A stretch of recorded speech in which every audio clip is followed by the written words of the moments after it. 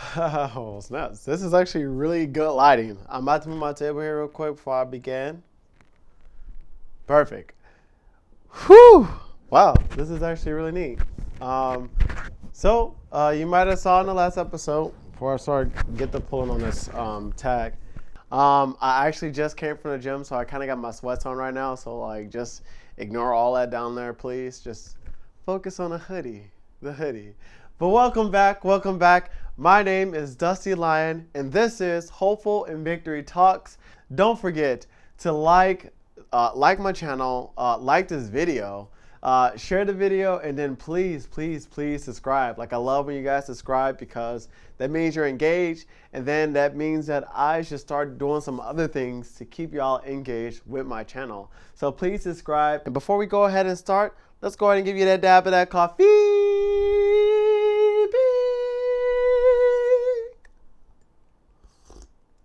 That was a little sharp.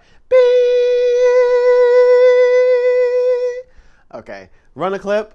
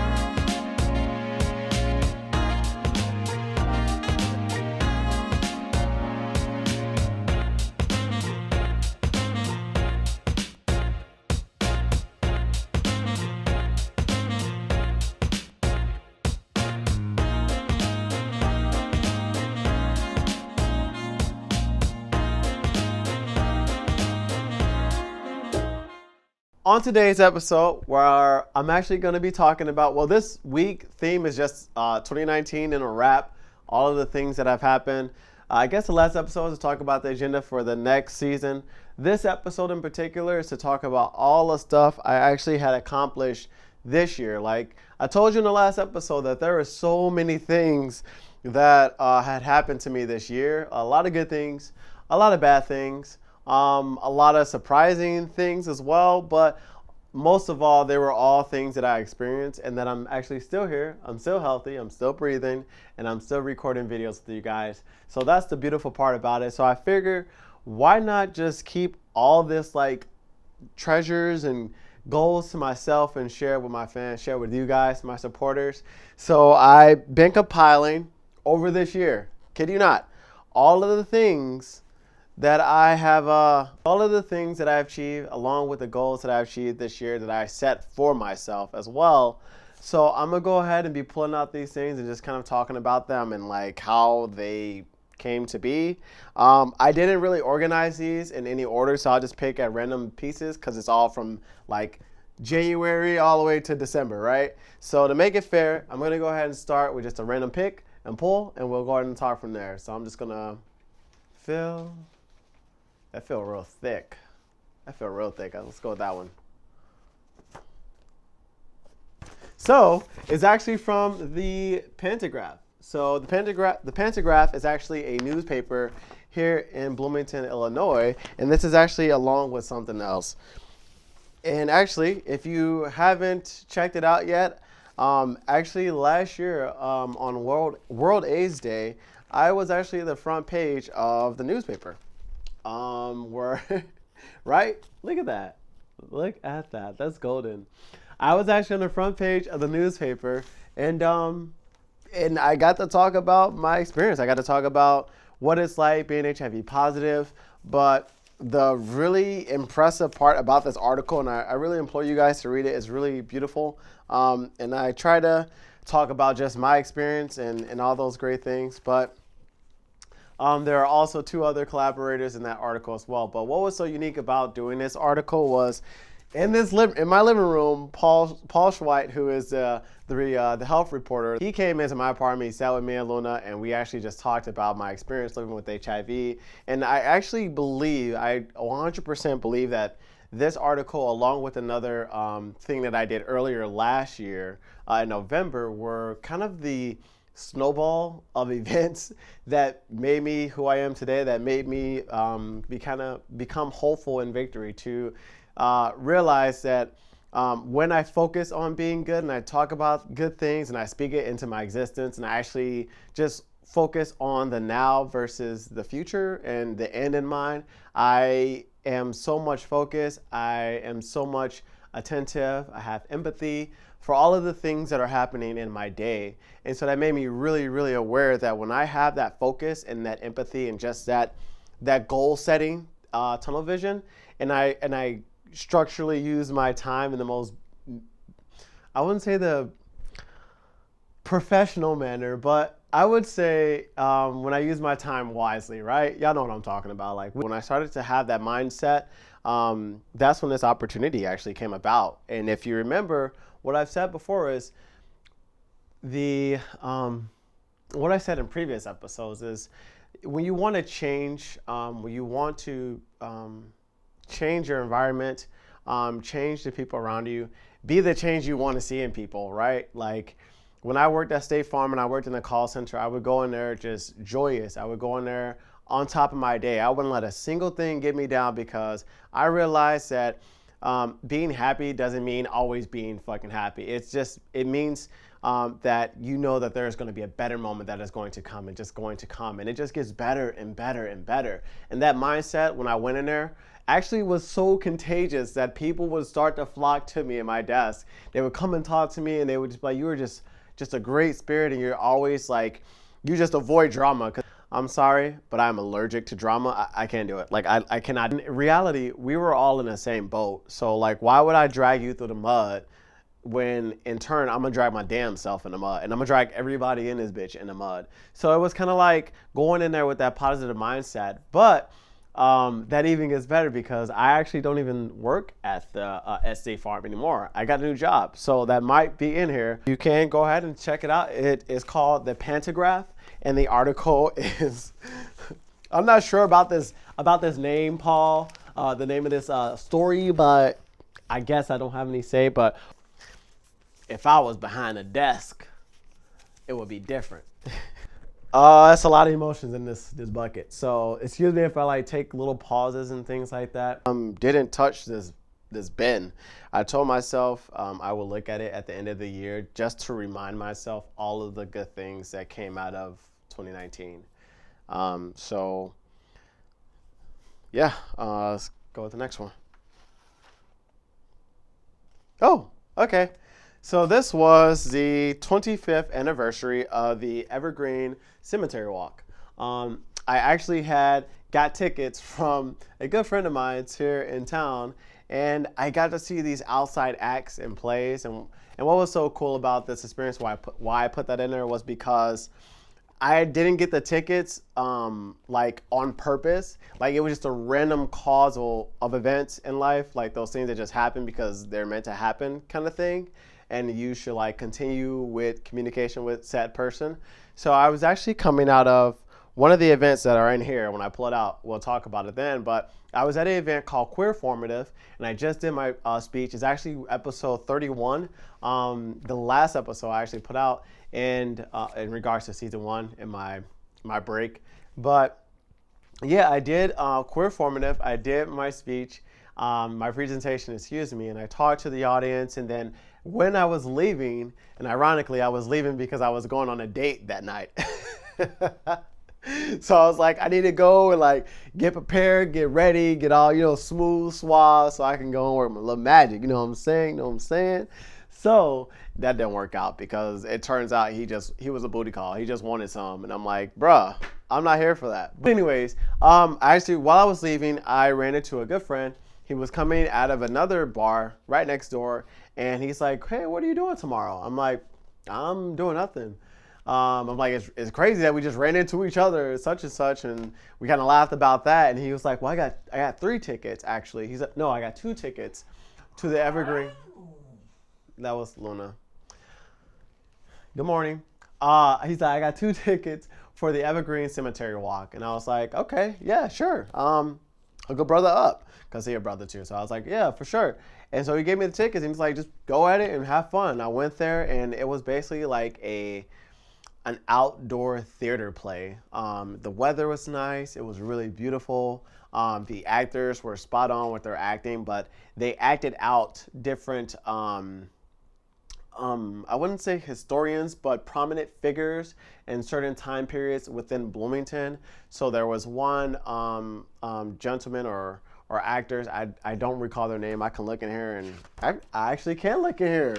Hold up, I got the whole book right here. So the 2 I like was Dimitri Corbin and then Jennifer Rusk. They played the Napolitan Calamese and Louise Calamese. And so what I liked about them was because they were actually I guess you would call it now a foster home, an orphanage for children. And second favorite was actually John Bowen. And he was actually Oliver Munso, who looks like fucking Abraham Lincoln. Like, oh, if I can just get that focus there. You can't see it, but he looked like Abraham Lincoln, but he was forced to resign. I like this part because how he was acting this out. He was forced to resign in 1873 amid allegations that he had overly familiar with several female students. So the way he acted it out, everybody in the crowd was like, gone by. So, you know, we all reacted and be energetic with them. So this was actually a really cool experience this year. Like something I would never typically do, like in my like walking day or my daily schedule, you know. Go on. Go lay down. Go lay down. Thank you. 2. So this goes with 2 of these. 2. So as part of my new job, I'm the communication specialist in my county. So what's really cool about this is I actually got to be a part of this really cool forum, actually called the Behavioral Health Forum. And I actually developed the design for this flyer. This flyer is so cool. Working with my coworkers, just developing that and getting that like out there at this forum where like 200 people, almost close to 300 people actually were present. And they had these copies. There's something else in here I made too, along with that. The rat card. So this is the rat card that I made as well. So of all those people, they got to take this home, something that I have put my heart, my sweat, blood, and tears into, and just got to really see like the reaction. I took photos of it. I probably would share it. Go ahead and share it right here actually, because it's like really cute. And I was like, I'm gonna save a copy so I can take home to my mom. She gonna enjoy it. And so I actually didn't take a copy to her. I still got both of those because I've yet to like touch anything in this like bucket of achievements. That's what we gonna call it. We gonna call it the Buckets of Achievements episode. Ooh, keep that. Let's do 2. These are both actually the same. Oh my goodness. Like can I put the reaction video on? Like these are the copyrights to, I'm a songwriter actually as well. So these are my copyrights to the songs that I wrote. Can I get the reaction video when I first got this in the mail? Like play it. Out of myself. This is really fucking cool. Yes. Like that whole reaction, that is literally how I felt. And like looking at this, I'm like, oh my God, I did that. You want to sing a little song or two, reach out to your homeboy. You know, he got a little thing he can hook you up with. I actually got 4 more submissions in right now. I love to write lyrics. I like to write about the different expressions and the fatality of love and the birth of love. All those things in between that, because love is not black and white. There are some gray areas. But this is actually my song lyrics. And then also along with this, I got my name, Hopeful in Victory Talks, copyright as well. So it's actually owned by good old me, which is I'm so happy about. Oh, I'm really proud of myself. I'm really proud of myself. Can I get an applause, please? Like, yeah.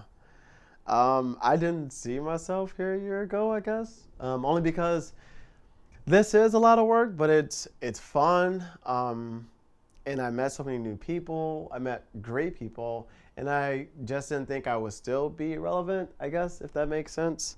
So really getting that name and still being here, and people still watch this and want to see the engagement, because people living with HIV are just people. And I don't represent all of them, but hell, I'm going to be a fucking damn good example of what it means to, not be what people or movies depict people living with HIV as, because that's not that. We're not a lost cause. So all of this is a marathon, and this is a marathon.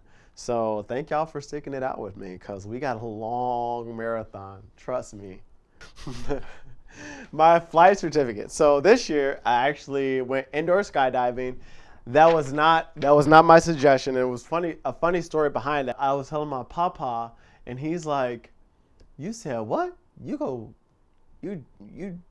jumping out of plane?" I'm like, "No, it's indoor, papa. It's indoors." He like, "But still, that's the same as jumping out of airplane. So if you do it indoors, you go do it on the airplane too." And my dumb ass go, "Well, yeah. Me and my moms, we actually went and Luna, I know, baby, I know." Yeah, me and my mom, we went to iFly up in Naperville, and they gave us like these little cute certificates, and we actually still got we got 2 more tickets. No, I bought us 4 more minutes, because we did 2 minutes, like a minute apiece inside, and I got us 4 more minutes, so we can do two, or we can just invite people. I'm an adrenaline junkie. Like, I just love that rush that I get, like feeling empowered, because that's like some powerful ass shit when you can.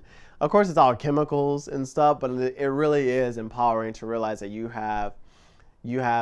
body is capable of so many things that you may not think you're capable of. When like hiking and rock climbing and just like letting go when you get to the top of that wall is the most amazing fucking feeling, because it's like all of the things that have built pressure up into my life. I think about that at that very point in time when I'm at the top, and I let go, and all of that shit just goes away. Like, it just goes away. And to be able to allow the mind that much freedom is so empowering. Well, was that this year?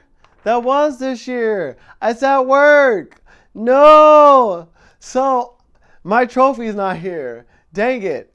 So I was nominated as just a remarkable person here in the community by a great organization called BCAI, Breaking Change, Advancing Increase. I used to actually do their video work. I still do their video work. But they had nominated me for an award, just most exceptional leader, because of what I do here. But they really, they awarded me, and they had this huge dinner. Everyone came, and the kids, they all put on this like dope ass performance, like really cool. I got to lay out my tables. I got to share my hopeful and victory cookies, which I coined, because what they are different things in the world of HIV that I can educate people on. So when people came to my table, they saw like a cookie with U equals U, and people were like, "What does that mean?" Or like, "Can I get a cookie?" And I'm like, "You can get a cookie, but I'm gonna explain to you what all this means." So U equal U, U equals U, excuse me, HIV criminalization. Let's see, what is another term? The difference, or HIV stigma. What's another one I put on there? The ribbon. Let's see here. AIDS, and then just kind of talking, like just trying to start a conversation. So making it sweet, kind of like what the channel does. We make this flavorful, if you will, a little bit. I ain't trying to do all that cute shit for y'all. Like, we gonna be real, of course. There was an elderly couple, both women, came to my table, and they were like, "What does this mean?" And they were curious, and I told them, and we just had a really legit conversation, and that was wonderful. But after that whole presentation, after that whole event, I ended up leaving. Shout out to my aunties for coming, Tip and Jewel. I appreciate y'all. Thank y'all so much. But I left that event, and I was going to, where the hell was I going? I was just going to drive around, because I just needed to think about what just all happened like within the past hour. So I was driving around, I was on my phone, and I was driving through downtown or uptown Normal. And there was a police on the side of me, and I didn't even realize it. He ended up pulling me over. He's like, yeah, did you not notice me there? I'm like, no. Where were you? Get pulled over because of that. And so he's like, so what are you doing? I'm like, well, I was trying to like, my ass. I'm like, I was trying to go on Facebook. It's like, he's like, okay, license and registrations, insurance. I give it to him. He comes back to me and he's like, he's like, you're how old? And he's like, you haven't had any tickets, speeding tickets? Like, yeah. I'm like, and I like to keep it that way too. That was one of the things that happened to me this year. I got a traffic ticket on the same day that I got an award for being recognized as the most remarkable person in Bloomington. Ooh, this is really important actually. Wow. So, like what I just said, backstory. So way back in the day, 2012, Dion was driving and he actually didn't have any insurance. And so I was driving actually up to back home to get, my mom had printed off a sticker to put on my car. Oh no, I had insurance. My sticker was expired. Excuse me, sorry. No, yeah. Why am I forgetting this? I was driving without insurance back home to get the money to pay for my insurance and then to also get the sticker to put on my car that my mom left at the house. So I drove home from Charleston all the way to Park Forest. I kid y'all not. This is like a true story. I was about a block away. I got pulled over. They ended up arresting me. Ended up towing my car. I never got the car back. Like, that just didn't happen. And then they pretty much stuck me with a bunch of fines. So that was a year process. Shout out to my ex-girlfriend who like went through that process with me because that shit was not fun traveling back and forth on the train. But for my court dates. So then, of course, once you finally get your car, once you get that all settled, you know how to get a car. And, of course, you have to get SR22, which is what they call. And that means you have to have insurance. And that pretty much means you have to have, like, liability on your car or insurance on your car. So basically, this letter says 3 years ago or, like, today or whatever, this year, this year in June 1st, which was 7 days before my birthday, they actually notified me, like, hey, you have met your time limit, like, continue to pay your insurance and all this other stuff, but we want to let you know you no longer need SR22. So guess what? My insurance rates went down. And then guess what? I paid off my car loan. So not only I'm off of SR22, but I also own my vehicle. So that was like a really cool ass, like, birthday present for myself, because that's from the universe where it was like, because you've been doing your adult thing. Guess who credit looking real good? Mine's. The next one is, I guess this one's not really counted as one, so I'm just gonna throw it to the side. One is pay stubs. So pay stubs. So I actually this year, this is a long story, or not a long story, but I've been working with McLean County Health Department before I even started working with them. We were doing pre-production stuff over the course, I believe, probably May up until about July. Yeah, that sounds about right. So they asked me to come on and actually script, video direct, produce their prep series, because they now offer prep services at the health department here in where I live at. They actually had paid me to do that project and gather the actors, get the team together, get the equipment. And I was like, oh, hell yeah, I would love to do this. Really, I got to be in a video, so you'll see me in a video as well for that. I got to be the couple of the guy who was in the video with me. His name's Josh. These are the extra tickets. These are the extra tickets that I got from iFly that I was telling you about. So y'all ain't about to get those. I told you, if you want to go, hit me up. Daddy got tickets. I'm just kidding. My next one is, your boy went to Vegas and turned up, big time. So the only story that I'm gonna tell y'all is the first night I got like hella fucking drunk. Shout out to my girl Erica for watching my dog. I appreciate you. I got hella drunk at Circus is what I call it, or Circus Olay. whatever you want to call it. The one with the big ass clown out there. But I went inside, got hammered. Honestly, it's like the most perfect place to be murdered at. Like, and I'm not saying in that mindset, but the mise en scene, the ambiance, and like the style of it all, it looks something like out of American Horror Story, the hotel one. Like, it's really creepy. It's so creepy. The first night, back to my story, I ended up getting really hammered and running out of the actual circus arcade and actually front face to a palm tree first. And I actually ended up getting like a little scar. It's gone now, but it was like right here. Like, it was that real. Like, I floosh. And then this like couple, or I can't remember, it was probably a couple or a family. That's how drunk I was. They were like, "Are you okay? Are you okay?" I'm like, "I'm good. I'm all right." I'm like, "My hotel's right there." Like I said, at the Sahara. And they're like, "Okay, well, if you need help walk back home, let us know." But that trip was really cool.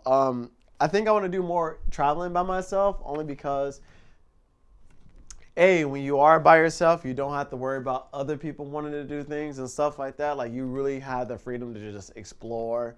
Like, I would go with friends, like, who we all can meet up there and stuff like that. But if anything, I think traveling by yourself is such a cool experience. It's empowering. Of course, make sure people know where you're at, just safety-wise. My mom was freaking out when she knew I was going by myself, and my grandpa was, and they're like, "Why would you do this?" And I'm like, I'm freaking 27 years old. Like, if someone go come up on me, they better come correct, because we dying. Like, somebody's dying. Actually, the year I've been having, where I just been investing into myself, and like, I just had to reward myself, and I paid that forward by just going and doing something by myself. And so it was, of course, scary because you're kind of by yourself and you don't know anyone. But that's sort of the cool part about that, because you don't know anyone. You are welcome to talk up to anybody and make up any fucking bullshit about your life. But in my case, I didn't. Like, I'm gonna go up to you and I was talking to this couple when I was getting breakfast. I was talking about them about my YouTube channel. I got a couple of followers to follow my channel. I got a couple of people to follow my music. So that was kind of a nice experience where I can kind of go in and just talk to random people and just talk about what I do, but then also talk about why I'm in Vegas, and just kind of get away and like let go of work and just live the Vegas experience, because it was definitely an experience. This is an empty bag, but this is where I got my medicine in. And the reason why I have this in there was because this was the most difficult thing I've ever faced in this past year. This was the most difficult thing, only because it was just high stress. It was in a high stress period. I was really emotional at the time. So back in, I want to say September, I believe, I had ran out of medication, and I was like, my new insurance has started, and it didn't go inactive because it's ran to another provider. It's no longer with CVS. All this other like health conglomerate stuff, like it's a new manager over this, so even though it's through Blue Cross Blue Shield, like it's not with CVS, it's with Walgreens, and Walgreens is managed by another people, but then that other people operates with another third party. So I'm like, what the fuck is all of this? Like, this shouldn't be this difficult, right? Healthcare should never be this difficult. So that's an episode that I'm gonna focus on, and why I think that's a huge fucking social determinant, because at the time, I actually was not able for about 3 days to take my medication. So I pretty much went off my medication because I didn't have any. I reached out to a few friends to see if they would help. I even called the doctor's office that I go and get my lab results done. And the reason why they couldn't help me was, I told you guys before, I don't have a case manager. So there's no person there to assist me with these type of situations. And honestly, they probably didn't want to help because they weren't getting any federal dollars because I was in their care. Like, they weren't getting my number, they weren't getting my account. So I can see why they reacted the way they did. Like I said, I'll go into details and things like that, because baby, I'm gonna shut it down. I'm gonna put it out there, and you ain't gonna do nothing about it. Hey, I see you, and you just gonna smile on my face. Anyways, so that had happened. I actually ended up just ordering the medicine, because they ended up putting the medicine in order, and they're just like, whatever it costs, you just gotta pay for it, but we can't help you. That's all we can do is put an order in for you. after that whole experience, I'm like, nah. I actually did a panel back in Springfield with Mr. Chris Wade and then also Phil Funkenbersk. I might have pronounced that wrong. Sorry, Phil. But we got invited to talk about HIV and how to break the stigma and all the things that we're doing here in Illinois to break stigma, HIV stigma, AIDS stigma, help change laws, all those things, great things, and talk about the past and how we came to be today. So I thought that was such a monumentous or just a momentous moment to end the year off with hopeful and victory talks, to be on a panel with these two knowledgeable gentlemen who have experienced so many years of all of the things that I have tried to, or that I have incumbent in the past 4 years or 5 years, because as of December 8th was my 5th anniversary of being HIV positive. So yay me. But that was really cool. I got to hear about Phil. He actually was in New York during the ACT UP, I wouldn't say riots, but the movement, the initiative, the activism of that. And so was Chris. And he had this book and a scrapbook, and he had all these things where you can just see, and it's like just touching and passing, just see all of the stuff that was happening and how they got shit to change for what we have seen today. So I'm really hoping to get Phil on the channel. I'm hoping to get Chris Wade on the channel, but we won't be talking about that we talked about at the panel. We'll be talking about some other stuff. But before I go ahead and end this episode, I do want to go ahead and do one more thing for you guys, one special thing. I'll be right back. All right, so that last thing I was telling you guys that I want to share with you was the reason why I was able to achieve all of those things wasn't because of pure luck or wasn't because of the universe. Some of them were like the ticket, you know, and things like that. The new job I didn't have on my goal list, but what I urge everyone to do who's watching this, I created this awesome list. These are all my goals for my YouTube channel. These are all my goals for my music. These are all my goals personally. Like, I made a goal list for all 2019 for all of these different things that I actually wanted to achieve. And I plan to do that next year because it really helped me set the foundation and see it, and how do I achieve that? Like, how is the question. Like, I won't say, oh, I can't do that because I don't have money. I can't do that because I don't have the resources. I can't do that because I don't have a sponsor. Like, how do I do that? How do I get a sponsor? How do I get the resources? How do I get the money? And then once I figure out that how, just like with these goals, then I start to realize, like, oh, there are a lot more resources at my hand that won't cost much or that won't require a lot of time. And so once I started to figure that process out is when these goals started getting knocked out. And a lot of these achievements started to come my way, like networking. One of the things on here was to get better at networking. I got better at networking. One of my goals is only to get on the pentagraph. Got on the pentagraph. One of my goals here is to get more production equipment. I got more equipment. Build public speaking brand. I've done that. I think I do very well in public speaking. I do get scatterbrained, but hell, no one's perfect. I'm still working on that. So this is practice every day for me, guys. Just by being involved and being active. I was at the Make Music Normal Festival where I talked about HIV. I had a TV screen going, and you can probably see that on my Instagram page. Had a TV screen going with all of the episodes thus far. I had my cookies out, my hoodies. I ended up making about overall year, maybe close to about 100 or 200 or so bucks, or I don't know the exact estimate because I didn't get my book with me. It's over there. I can't reach it.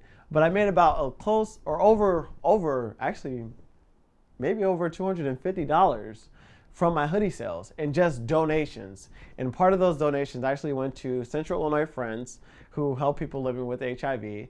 And then also a part of that donation went to making more hoodies. So that is in the work. Actually, maybe not even more hoodies. I'm trying to go for t-shirts. But if you guys have an idea, maybe not t-shirts, maybe more hoodies, let me know. I know a lot of people don't want to wear a fucking hoodie in the summer. So that was the feedback I got when I did Make Music Normal. They were like, why hoodies? I want to give a shout out to BCAI for actually getting me involved with that. I want to give a shout out to my friend Louisa for letting me use her tarp, and then my friend Blair and Bethany for letting me use their tarp, which is still in my trunk. I'm sorry. But it still worked. Just let me know when you want it back. I can give it to you. But thank you guys so much for believing in me. And like I said, write your list. It literally starts here, and just work on them. Go by goal, little by little, and all you know, you'll be on top of the fucking world. One thing I realized about quitting what you are passionate about is that may never come back up again. And the only way for that to come back up again is if you don't quit. Let that sink in. Like something you're very passionate about that you wish you can do. Oh, I wish I can do that, man. Like I love to do that. Why can't you? I love to speak in front of people. I love to perform. I love to sing. Why can't I? It takes a lot of work. It takes a lot of late nights. It takes sacrifices from personal life, personal people that you might love, family. And family will understand. They really do. If they know that's something you're really passionate about and they see that, they'll understand. As far as love life, I can't speak to that because that is still a struggle, my sweetheart. But I'm okay with that. I'm okay. I'm still single. So if you're trying to put a ring on it, don't try because I ain't looking. But really, just the late nights, tea is really good. I got my ginger tea with me to help me all the time.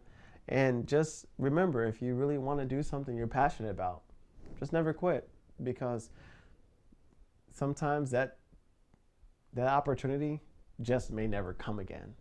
And when it does come, will you be prepared? You'll say yes to it, but will you be prepared?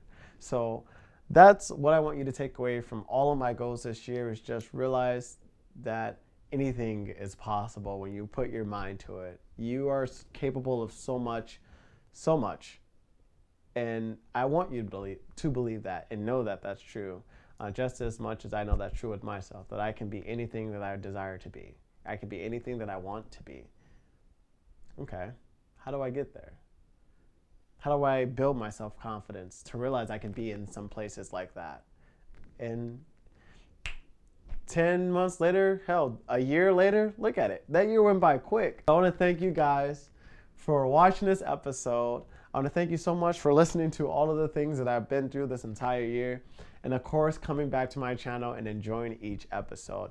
As always, like, share, subscribe my channel. Please like, share, subscribe so I can know your engagement. I just want to hear anything, any feedback you got that you may have for me. Throw it my way. Throw it my way. I'm here. I'm here to catch it. I'm here to catch it. But thank you so much. Again, I am Dusty Lion. This is Hopeful and Victory Talks. And remember to break HIV stigma. It starts with one conversation at a time. As always, peace.